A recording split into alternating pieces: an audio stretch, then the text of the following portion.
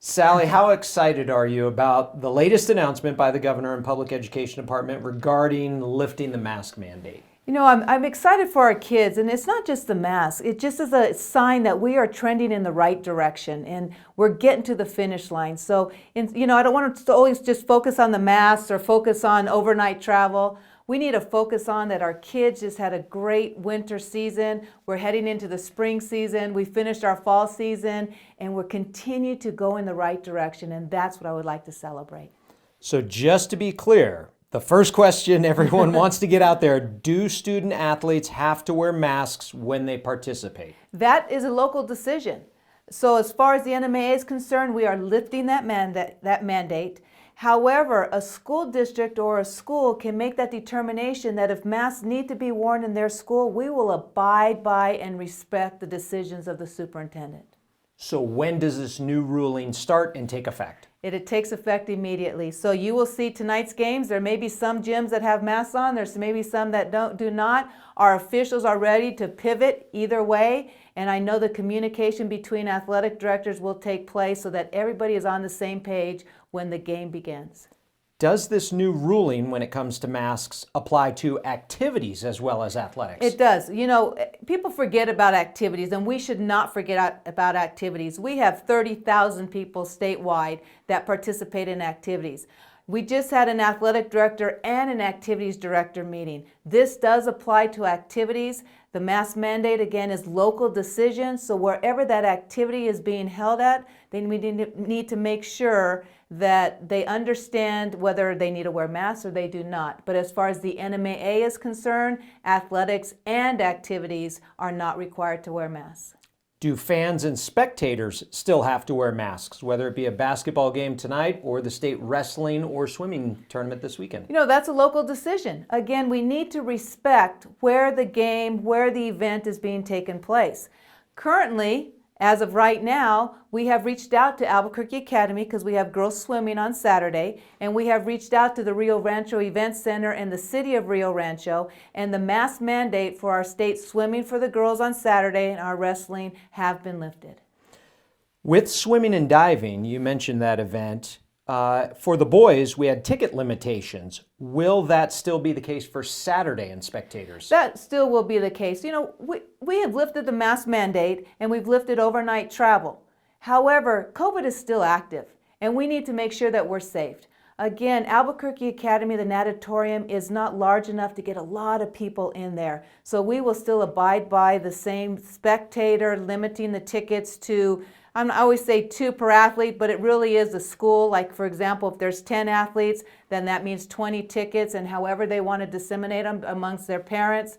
But we will still continue with that for girls swimming on Saturday. You mentioned overnight travel. Let's touch on that real quickly.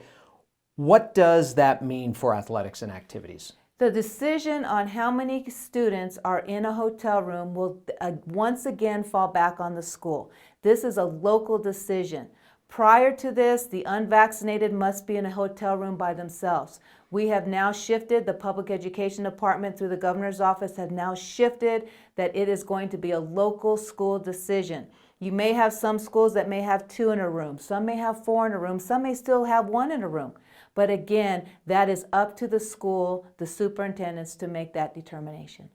The state basketball schedule, quarterfinals specifically, were changed because of those travel restrictions. But now that that has changed, will the quarterfinals at state basketball still be at home sites? Right now we are focusing on state wrestling and state swimming and diving. We will have the girls on Saturday, and again, wrestling is tomorrow and Saturday. Once we finish that, we will then make a determination, do we pivot and change the quarterfinals back to the Central Region? There's more to it than just saying, hey, we're going to do this. We've got to look at facilities. Also, our schools have not made hotel reservations for that Tuesday and Wednesday here in the Central Region. Are they able to get hotels? What about transportation?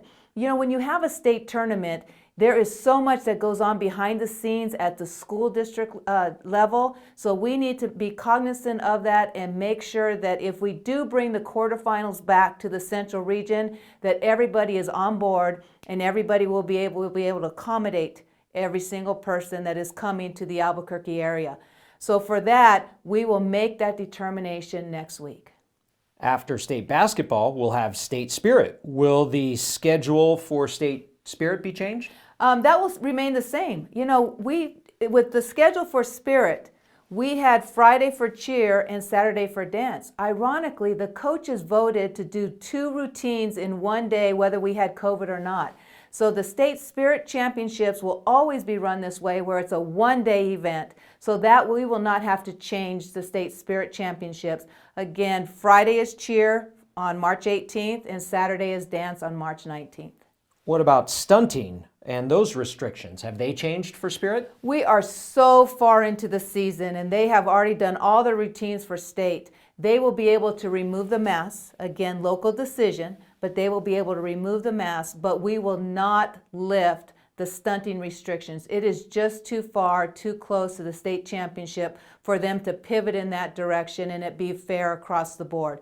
So the stunting restrictions will remain. Lastly, what's your message to the students, the coaches, and the fans about what all this means today?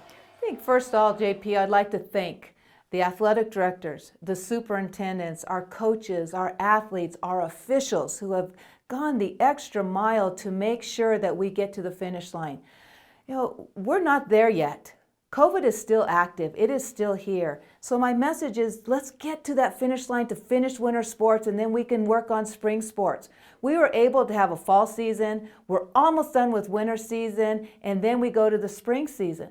And so my message is, let's continue to work together for the student athletes of New Mexico. Allow them to have a positive experience, be able to play the sports they love, to be able to do the activities that they love. And if we continue to work together, then we're going to make that happen. You know, we've seen a lot of uptick in some unsportsmanlike behavior out of spectators. Okay, fans, the masks are off. It is a local decision. It is time that we get back to competing with class. It is time that we get back to some type of normalcy. So let's continue to move forward for the kids. In New Mexico, we are playing again.